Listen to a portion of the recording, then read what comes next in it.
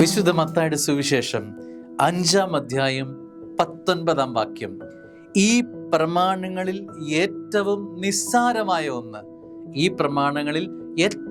നിസ്സാരമായ ഒന്ന് ലംഘിക്കുകയോ ലംഘിക്കാൻ മറ്റുള്ളവരെ പഠിപ്പിക്കുകയോ ചെയ്യുന്നവൻ ചെറിയവൻ എന്ന് വിളിക്കപ്പെടും. എന്നാൽ അതനുസരിക്കുകയും പഠിപ്പിക്കുകയും ചെയ്യുന്നവൻ സ്വർഗരാജ്യത്തിൽ വലിയവനെന്ന് വിളിക്കപ്പെടും. ആരാണ് വലിയവൻ, ആരാണ് ചെറിയവൻ എന്ന് ഒരു ഡെഫിനിഷൻ കർത്താവ് ഈ പ്രഭാതത്തിൽ തരികയാണ്. ദൈവം നിനക്ക് പ്രമാണങ്ങൾ തന്നിട്ടുണ്ട്, അതനുസരിക്കാനുള്ളതാണ്. ആ പ്രമാണങ്ങൾ അനുസരിക്കുന്നവൻ, അത് വിലമതിക്കുന്നവൻ, അത് മറ്റുള്ളവർക്ക് പറഞ്ഞു കൊടുക്കുന്നവൻ, ഇതാണ് സ്വർഗത്തിൻ്റെ സ്നേഹമെന്ന് പറഞ്ഞു കൊടുക്കുന്നവൻ സ്വർഗരാജ്യത്ത് വലിയവനായി മാറ്റപ്പെടുകയാണ്. എന്നാൽ ദൈവത്തിനുമ്പിൽ ദൈവരാജ്യത്തിൽ ചെറിയവനാരാണ്?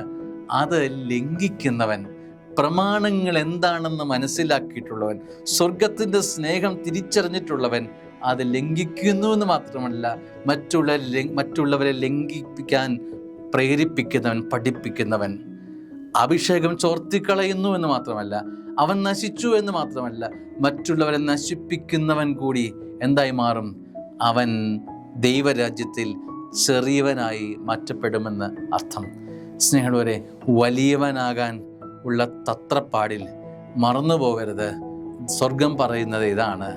സ്വർഗം പറയുന്ന സ്നേഹം നിന്റെ ജീവിതത്തിൽ നീ സ്വീകരിക്കുകയും അത് മറ്റുള്ളവർക്ക് പടർത്തുകയും ചെയ്യുന്ന ജീവിതമാണ് വലിയവരായി മാറുക.